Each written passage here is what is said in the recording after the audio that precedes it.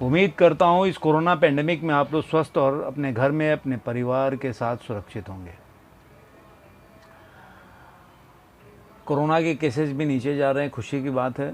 ऐसे ही आप लोग धैर्य बनाए रखें, पेशेंस बनाए रखें और जब ज़रूरी हो तभी ही घर से बाहर निकलें। जैसा कि आप जानते हैं कि मैं अक्सर एक वीडियो लेके आता हूँ और उससे अपने समस्याओं से कैसे आप बाहर निकल सकते हैं उस कहानी के साथ मैं बताने की कोशिश करता हूँ, क्योंकि आज मैं भी इन्हीं परिस्थितियों से गुजर के बाहर निकल रहा हूँ। आप भी निकलेंगे, ऐसा उम्मीद है मेरे को। ये कहानी ऐसा है जिससे कि आपको एक सबक मिलेगा। वो जो ऐसा सोचते हैं कि ज़िंदगी जो है दुखों से भरा है, मेरे ज़िंदगी में दुख है, कभी ख़त्म नहीं होगा और मेरे साथ ही ऐसा हो रहा है। अक्सर क्या थ्योरेटिकल नॉलेज जो होता है आदमी को, अगर कोई आदमी ज्ञान से लबालब है या ज्ञान जिज्ञासु है, जो जानना चाहता है, उसके लिए तो ठीक है। उसको थ्योरेटिकल नॉलेज हो या कोई भी हो, वो उसको उतना ही धैर्य पेशेंस के साथ वो समझने की कोशिश करेगा। लेकिन क्या है कि हमारी भाग दौड़ की ज़िंदगी में अगर हम सोचते हैं कि थोड़ा एंटरटेनमेंट ना हो, थोड़ा सा कोई ऐसी चीज़ ना हो जिससे कि हम रिलेट करें आगे क्या होगा, तो नॉर्मली थोड़ा सा आदमी ऐसी चीज़ें कोशिश करता है कि थोड़ा दूर रहे उससे। सॉरी उसके लिए कि बाहर गणपति रखे हुए हैं तो उनके पूजा वूजा चल रहा है, तो उसके लिए पटाखों की आवाज़ आ रहा है, तो उसके लिए क्षमा प्रार्थी हूँ।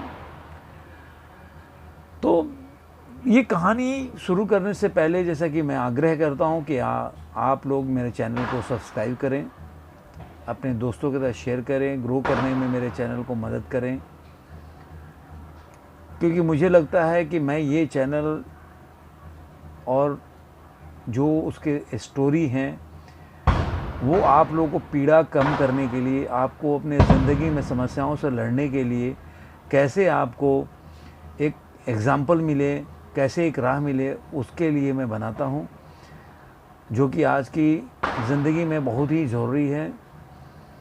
तो ये सब कुछ रहते हुए भी कई बार हम अकेलापन फील करते हैं, हम समझ नहीं पाते हैं कि हमारे ज़िंदगी में क्या हो रहा है और ये दुखों का जो अंबार है कब तक हमारे साथ चलता रहेगा। तो कहानी शुरू करते हैं। एक ज़माने की बात है जब एक बहुत बड़ा सेठ था, व्यापारी, उसके काफ़ी संपत्ति थे, ज़मीन जायदाद था और पैसा रुपया सब कुछ था उसके पास। लेकिन अक्सर ऐसा होता है कि जब आदमी की उम्र धीरे धीरे बढ़ने लगती है तो उसकी चिंताएं उसके सामने आने लगती है कि मेरा जो बिजनेस है या व्यापार है वो कौन संभालेगा, कौन इसको आगे तरक्की के पथ पे ऐसे ही जारी रखेगा। तो ये जनरल सी बात है जिसके लिए हर जो व्यापारी होता है, वर्ग होता है, उसके लिए थोड़ा सा वो होता है, चिंतित होता है। इधर करता हूँ, अच्छा लगेगा शायद। हाँ, वो रोशनी आ रहा था तो मेरे को लगा थोड़ा रोशनी आ रहा है, तो मैं कोशिश करता हूँ कि हाँ, सॉरी इसके लिए कि मैं थोड़ा सा, हाँ, मुझे लग रहा है कि रोशनी कम आ रहा है। हाँ, तो ऐसे ही व्यापारी को, हर आदमी की ज़िंदगी में जैसे कि व्यापारी को चिंता हुआ, वैसे हर आदमी को ज़िंदगी में चिंता होती है कि मेरे बाद मेरे लड़का लायक हो, या मैं जो चला रहा हूँ, या जो मेरे पास पैसे रुपए हैं हो, या मेरी संपत्ति है, बिजनेस है, उसको मेरा लड़का संभाल के रखे। तो हर आदमी के ज़िंदगी में हर मनुष्य इसके चिंता से ग्रसित रहता है और चिंतित होता है। वैसे ही वो व्यापारी भी हुआ। उसके 3 लड़के थे, तो वो सोचने लगा कि तीनों में कौन ज़्यादा सही है जो मैं व्यापार को संभाले और आगे बढ़ा सकता है। तो सोचते सोचते एक दिन उसको ख्याल आया, क्योंकि उम्र बढ़ती जा रही थी तो उसको चिंता ज़्यादा थी, तो दिन भर यही सोचता रहता था।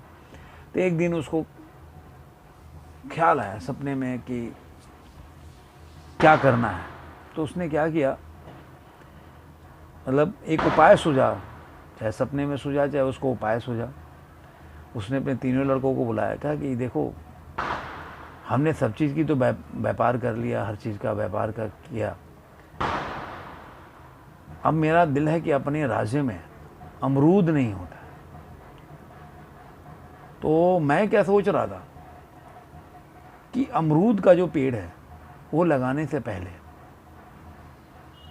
मैं सोच रहा था कि आप जाके चारों तरफ ये इस पे आप हर लड़का जो है, आप तीनों भाइयों में से एक एक आदमी हर 4 महीने के लिए जाए, डिवाइड करे साल को 4-4 महीने, और जाकर पता लगाए कि जहाँ पे अमरूद होता है उसका क्या कैसे होता है, क्या है उसका फसल, कैसे लगता है, उसको कैसे लगा सकते हैं, उसको कब कर सकते हैं, और क्या है अमरूद।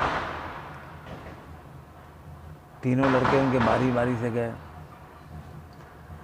और साल के बाद अपना बोले, ये साल के पहले नहीं आना, साल के बाद एक ही बार बुलाऊंगा, जब आना आप तो अपना बताना, जे आपका इनपुट देना कि क्या क्या है। तो करते करते वो उनके पास साल के बाद तीनों लड़के आए उनके, तो बोले कि अरे, बोलो कि आप बताओ अमरूद का अगर बिजनेस किया जाए। उन्होंने पहले लड़के से पूछा, तो आपका अनुभव क्या बोलता है, क्या करना चाहिए, आपने क्या देखा। कह रहा कि मैं जहाँ भी गया अमरूद का पेड़, वो तो एकदम कुछ भी नहीं है, उसमें तो सूखा हुआ पेड़ था, ना पत्ते थे ना कुछ था, फल उल कुछ भी नहीं था लगा हुआ। तो दूसरा बोला, ये कैसे बोल रहे हो, मैं तो गया तो ठीक है, उसके पेड़ जो तने थे वो बिल्कुल ड्राई थे और मतलब सूखा था, लेकिन पत्ते हरे हरे थे, लेकिन उस पर फल नहीं लगे थे। तीसरा बोल पड़ा, अरे यार तुम पता नहीं किस अमरूद की बात कर रहे हो, मैं तो गया तो मतलब एकदम पत्तों से लदा पड़ा हो, अमरूदों से लदा पड़ा है पूरा पेड़। और इसमें तीनों लोग उसमें बहस करने लगे, आपस में उलझ गए। व्यापारी ये सब बहुत देर तक देखता रहा। बहुत देर तक देखने के बाद वो बोला, जी अब शांत हो जाओ, अब मेरी बात सुनो।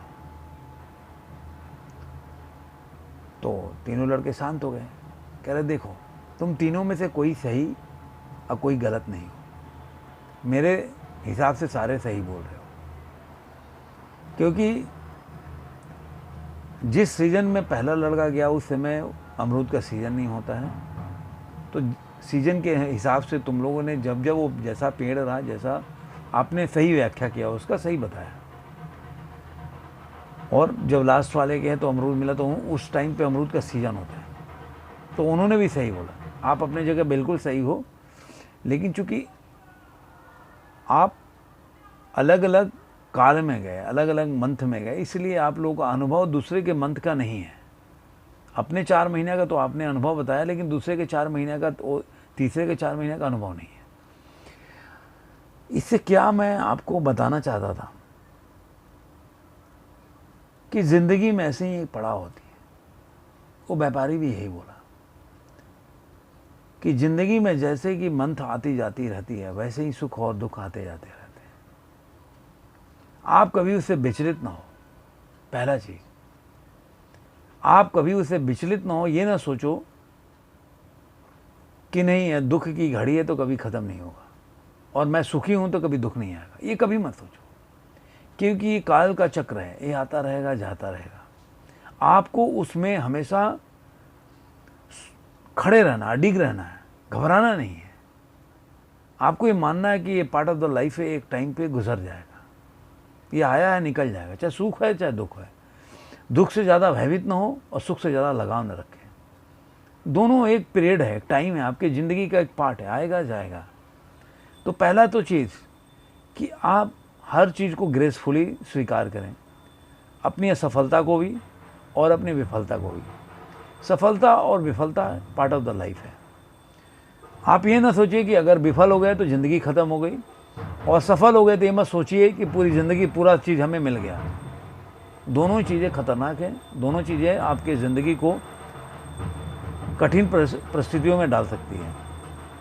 दूसरा कि अपना ही ज्ञान पूरी तरह से सत्य ना माने, पहले सामने वाले की भी सुने, सामने वाले का नज़रिया भी देखें। ऐसा ना सोचे कि मैं जो बोल रहा हूँ, मैंने जो देखा वही सही है। हो सकता है कि आप जिस परिस्थिति, जिस काल में, जिस समय में, जिस क्षण में आपने जो चीज़ देखा हो वो आपके हिसाब से सही हो, लेकिन दूसरे क्षण में दूसरे तरफ से हम एक ही चीज़ को दो तरफ से देखें। सिक्के का एक पहलू की तरफ आपको अलग चित्र नज़र आएगा, दूसरा साइड में जो खड़ा होगा दूसरे साइड का दूसरा चित्र नज़र आएगा। तो वो क्या, अगर उस पर लड़ जाए कि नहीं, मैं जो बोल रहा हूँ, मेरे तरफ जो चित्र दिख रहा है वो भी आपकी तरफ भी वही दिख रहा है, तो गलत है। तो आप दूसरे के नज़रिए को भी समझने की कोशिश करें, वक्त दें, धैर्य रखें, पेशेंस रखें कि आप जो बोल रहे हैं वही पूर्णतः सत्य नहीं है, उसके लिए लड़ना जरूरी नहीं है। आप दूसरे के नज़रिए को समझने की कोशिश भी करें, उसके लिए ध्यान भी दें, समय भी दें। इससे आपका ज्ञान में वृद्धि भी होगा और आपको दुनिया को समझने में बहुत ही आसानी होगा कि आप समझेंगे कि आप दुनिया के कितने पहलू हैं। तो ये आपके ज्ञान को आगे बढ़ाएगा, जो आपके ज़िंदगी में आगे काम आएगा। तो भाइयों, यही ज़िंदगी का सीख था जो व्यापारी के तरफ से बताया गया, और मेरे तरफ से इसमें कुछ इनपुट दिया गया अपने तरीके से कि ज़िंदगी का एक पहलू है, ज़िंदगी में हर चीज़ आती है जाती है। जैसे कि एक बारिश चला गया तो गर्मी भी आएगी, गर्मी के बाद ठंड भी आएगी। हर मौसम से हम परेशान तो होते हैं, लेकिन उसको उसके हिसाब से अपनी ज़िंदगी को ढालना भी चाहिए। बारिश के दिनों में रेनकोट पहन के निकले, थोड़ा बचा के बारिश से निकले। गर्मी के दिनों में धूप में बाहर ना घुले। यही ज़िंदगी है। आपके हिसाब से मौसम चेंज नहीं हो सकता है, आपको उसके हिसाब से अपने को चेंज करना पड़ेगा। ठंड में आपको ठंड के हिसाब से आपको चेंज करना पड़ेगा। वैसे ही है ज़िंदगी, आपको जब विफलता मिलती है तो उसके हिसाब से अपने को चेंज कीजिए, ग्रेसफुली उसको स्वीकार करने की कोशिश कीजिए। विफलता आपके हिसाब से नहीं सफल हो जाएगा, सफलता को भी वैसे ही स्वीकार कीजिए। उससे ज़्यादा आप जो बोलते हैं ना कि ज़्यादा उत्साहित होना, वो नहीं होइए। तो ये वीडियो आज यहीं ख़त्म करते हैं। मैं उम्मीद करता हूँ कि ये वीडियो आप लोगों को अच्छा लगा होगा। आपको अच्छा लगा हो तो अपने दोस्तों के साथ शेयर कीजिए, कमेंट कीजिए और लाइक कीजिए, और मेरा भी उत्साह को बढ़ाने की कोशिश कीजिए। सब्सक्राइब ज़रूर कीजिए। आप लोग, काफ़ी लोग सब्सक्राइब नहीं करते, वीडियो देखते हैं लेकिन सब्सक्राइब नहीं करते हैं। तो मेरे भी उत्साह बढ़ाएं। मैं भी बहुत मेहनत करता हूँ स्टोरी को कैसे क्रिएट करना, कैसे मोल्ड करना, कैसे आपको बताना। तो ठीक है, एक स्पॉन्टेनियस चीज़ें होती हैं लाइफ में, लेकिन मुझे भी मज़ा आता है कि हाँ, मैं कुछ मिल रहा है आपको, मैं कुछ जो बताने की कोशिश कर रहा हूँ आप तक पहुँच रहा है। तो आदमी और अच्छे से समझाने की कोशिश करता है। धन्यवाद दोस्तों, फिर मिलेंगे किसी और वीडियो में ऐसे ही अच्छे कुछ मोटिवेशनल और ऐसे ही वीडियो के साथ, जिससे कि आपको कुछ सबक मिले, कुछ ज्ञान मिले। तो तब तक के लिए आप मुझे आज्ञा कीजिए। जय हिंद, नमस्कार।